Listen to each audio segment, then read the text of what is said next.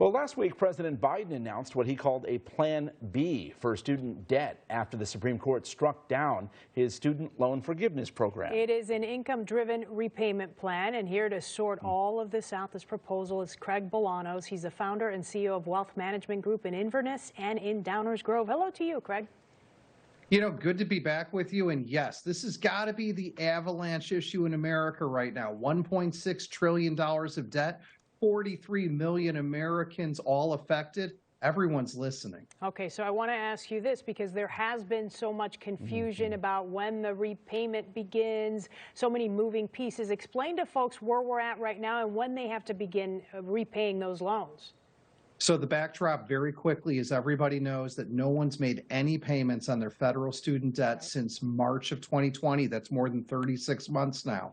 The Supreme Court SCOTUS shot down President Biden's plan, and as a result, everyone is set to reinitiate those monthly payments this fall with their lender. But just in time for this news to come out, the current administration has something called a Plan B, it's in Bravo, which is a new income-driven payment plan that's going to allow people to get reaccustomed to their loan payments without having a hit on their credit record, without people going into bankruptcy. So this is a nice transition, a nice what I call glide path to people getting set to reinitiate monthly payments into their budget. So Plan B, as the president calls it, is income driven. Can you give us a couple of scenarios for somebody with student loan, what these payments might look like?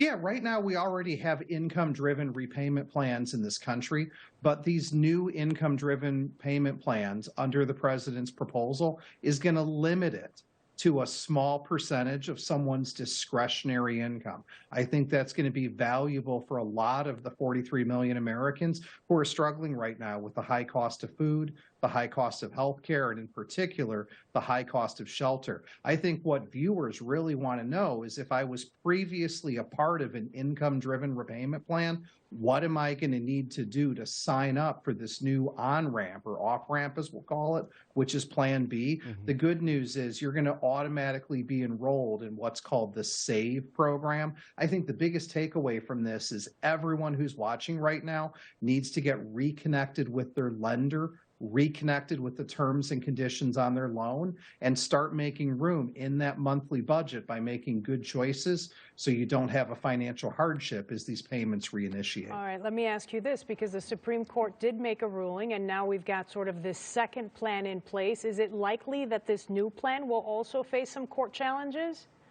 I think, you know, this is going to be a little bit more palpable to digest, but certainly I would anticipate there is going to be a flurry of lawsuits from various states that come through, just like we saw on the last. And that's why I think the best direction, the best advice I have for everybody is, again, you may have moved in the last 3 years. Your contact information may have changed in the last 3 years. You need to get reacquainted with what your monthly payment's going to be. And I think if everybody starts telling their money where to go instead of wondering where it went, that means having a budget. People are going to be able to hope for the best, plan for the worst, but yes, this too might get knocked down once we go through the court system. Okay. But a big part of this is whether, you know, people should have been setting aside money, assuming they're going to have to make those payments eventually, right? You know, at the end of the day, yes. I mean, but the story arc is one of humans. I mean, what makes America great is we do meals and entertainment and travel and leisure better than most people. And I have to think having not made student loan payments has certainly helped with this economic recovery. But to your point now, all of us have a dose of reality coming into the fall that there's going to be less discretionary spending. You're seeing that already ripple through the economy with several retailers who are calling it out. And heck, we're talking about it on WGN TV right now. So I hope everybody gets set for it. All right, buckle up. Thank you so much, Craig Bolanos. You can check out Wealth Management Group in Inverness and Downers Grove and online at investwithwmg.com.